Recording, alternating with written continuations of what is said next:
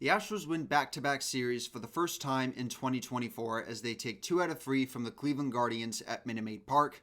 Joey Loperfito's Major League debut proved to be a success in this series, plus Jose Abreu officially getting sent down to the team's spring training complex in West Palm Beach to hopefully fix his issue in finding his swing so that he can hopefully come back stronger like he was towards the end of last season going into the playoffs. We're going to recap it all, plus the series as a whole, coming up next. Oh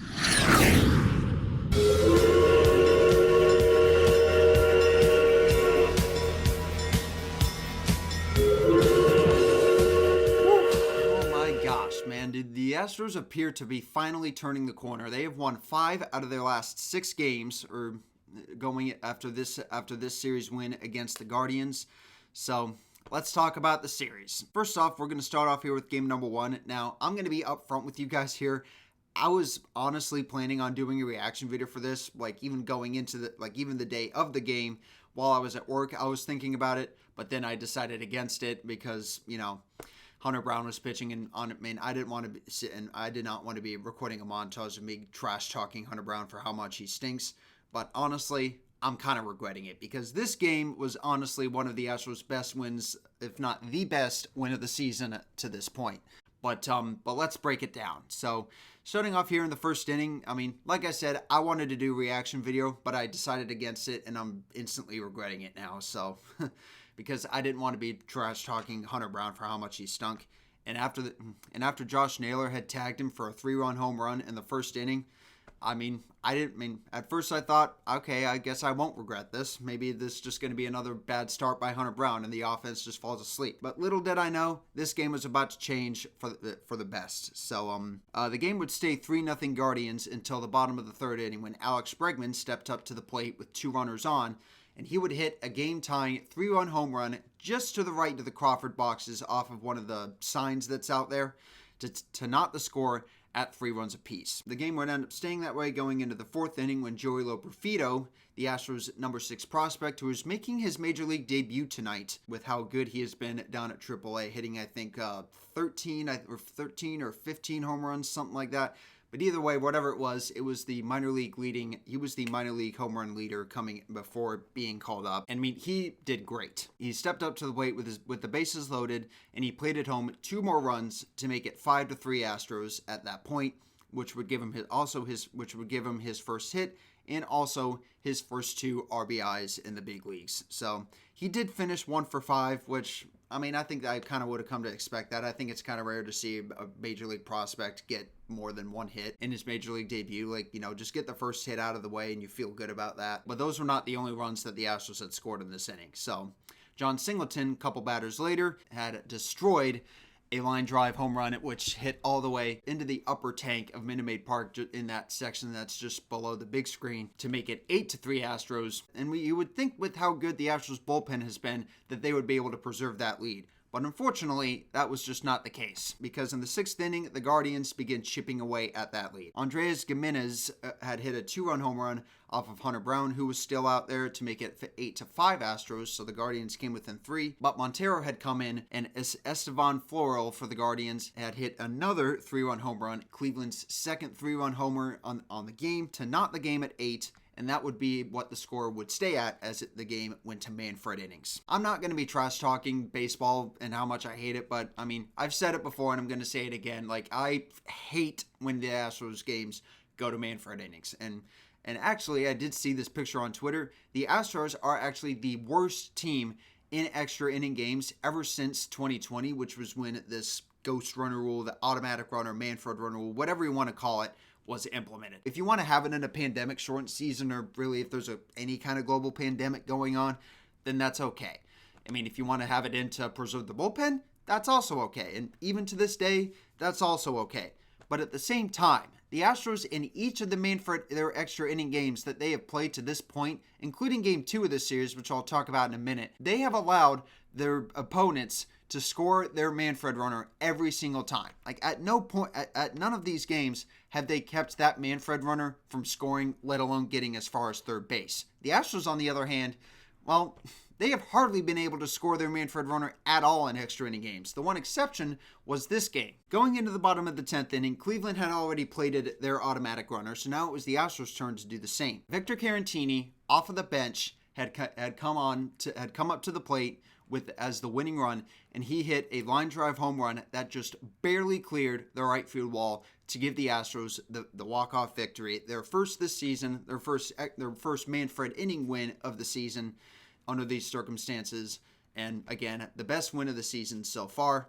And we'll see if any other wins any other wins this season will beat that. But anyway, let's go into game 2. So this was a game again that the Astros that actually did also go into Manfred innings, and the game was scoreless up until the 5th inning, as I think Tristan McKenzie for the Guardians had kept the Astros in check all night long. Because he was a rather young 26-year-old righty that I guess the Astros haven't faced before, which I guess I can kind of understand because usually we don't really do well against a guy we haven't faced before.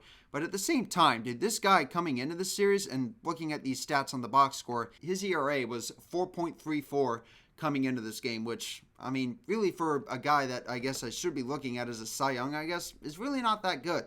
But the Astros made him look like one. It certainly is something that we've done a lot over the years. And it's a curse I've kind of called the Cy Young curse, where, just making a pitcher with a 4+ ERA just look good for one single start. Because more often than not, when he does have good starts, the Astros always give them to him, which is annoying because, again, the Astros I believe only got just 2 runs off of him. And it would stay that way going into extra innings. So yeah, Verlander did get the start in this game. And for what it was worth, even though the Astros did lose this game, Verlander did pitch well, but at the same time, the Astros have not won a Verlander start since DC. But going into the final 4 innings here, the Astros were down 2-0. Altuve was able to plate him home to make it 2-1 Astros on an RBI single by Altuve. And then 1 inning later, Kyle Tucker had come up and he hit a game-tying home run that landed in the Astros bullpen, his 8th on the season, which I believe leads the team. But unfortunately for the Astros, they were unable to walk it. They were unable to plate the winning run in the final few innings. In the bottom of the 8th inning, the Astros really had a chance to win this game. So Mauricio Dubon, the 9th-place hitter, hit a leadoff double to put on set to get him to have him serve as the go-ahead and potential winning run at this point in the game, and then that would flip over to the top of the order. So Jose Altuve came up. He wouldn't get a hit, but he did ground out to the right-hand side of the infield to advance him over to third. So a productive out nonetheless. But unfortunately, Alex Bregman, who is really known to be clutch in these kinds of situations, but he is just really, really struggling at this point in the season. He's just off to a slow start. And this is a contract year for Alex Bregman.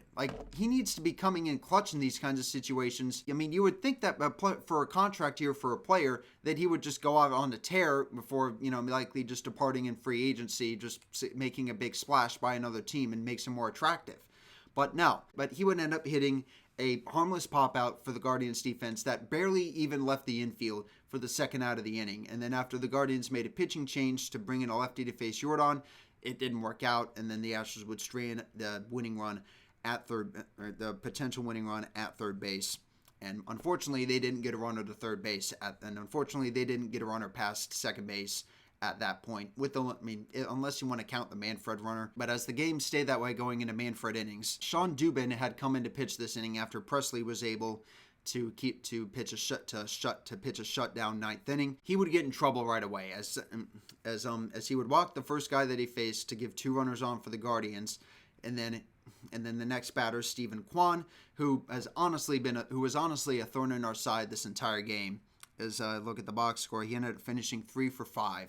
He ended up getting 3 hits and 2 ribbies, including this one here in extra innings to plate the Manfred runner. But it could have been a lot worse because after Dubin had loaded the bases with no outs, he was able to get out of the inning with no further damage. But unfortunately for the Astros, it went south quickly at that point. After Loperfido had struck out swinging, which was kind of expected, Mauricio Dubon had hit a looper out to left field that was honestly expecting it to get that Caratini, the Manfred runner, was expecting to drop. But much to his disappointment, Stephen Kwan just came out of nowhere. And again, this guy was a thorn in our side this entire series. And it figures he would have to cap this game off to rob Dubon of a hit and even a potential RBI to end the game. And Caratini was then doubled up back at second because the ball was caught and he didn't go back to tag up, and he was coming home thinking that ball would hit and the game would end that way. So kind of a heartbreaker. But, I mean, if I'm being honest, dude, this has honestly kind of been how the Astros season has been to this point. Like, they've just hit into a lot of bad luck. Even so many hard hit balls that they have hit have just been snared by the Cleveland's infield. Like, it's just bad luck all around. But anyway, we've talked enough much about this game. Let's go into game 3, and this video might actually go over 20 minutes here, but yeah, we'll see. So going into the final game, so game 3, the rubber match of this series, the Astros were able to win this game behind a solid start by Spencer Arrighetti. He went 5 2/3 innings with 6 strikeouts. He did get into some trouble a little bit in this game early on in the 3rd inning when the Guardians had tagged him for 2 runs that inning, one of which being on a ribby double by Gimenez, and then also a sac fly by Jose Ramirez that was hit straight to Dubon. He charged in on it, made the catch, but unfortunately his throw to the plate was offline.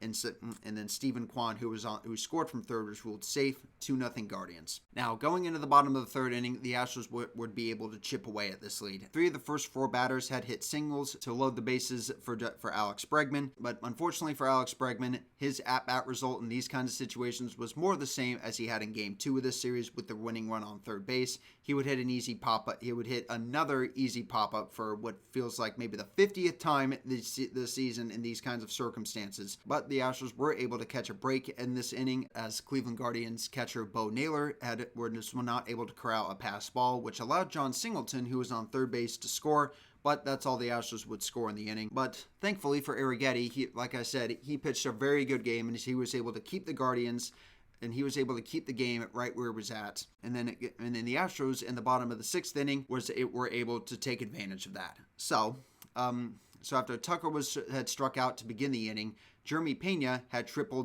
hit a triple to the outfield, and then Jeremy Pena came up and he hit a fly ball to center field at Gabriel Arias that looks like he was going to be able to catch, but much to my surprise and much to a lot of others' surprises, he did not actually catch that, and Pena was able to get a triple out of that, which was one of 2 triples that the Astros were able to hit in this game. Part of which, of course, came courtesy of Jeremy Pena, and then I believe the second one, see if I can find it here, came from Jake Myers. I mean, part of these, of course, these were also good hits, don't get me wrong, but had Gabriel Arias made these catches, they certainly would not have been triples. But so I mean, in a way, these triples came courtesy of him. Because, I mean, let's be honest, the Cleveland Guardians, they made a lot of mistakes in this game. And I mean, just for the sake of this video, I'm not going to mention them all. But going back to this sequence of events here, John Singleton had come up to the plate and hit his 2nd home run of the series to put the Astros ahead at that point, and they would not look back at that point and win the game by a final score of 8-2. So overall, this series was honestly, I mean, this was a very good series. I really wish it would have been a sweep, but I'll take 2 out of 3 against the Cleveland Guardians, against a 20-plus win team any day, because, you know, up next for the Astros, it will be welcoming the Seattle Mariners into town for a 3-game series for Star Wars weekend at Minute Maid Park, which I'm excited for because I'm going to be at one of those games, so we'll see how my luck goes there. But yeah, guys, that's going to do it for this video. Drop your thoughts down in the comments below as to how you think this series went and versus how it probably should have gone. And between now and the next time, I will see you guys in the next one. Leave a like if you guys enjoyed, like I said, and I'll see you guys later.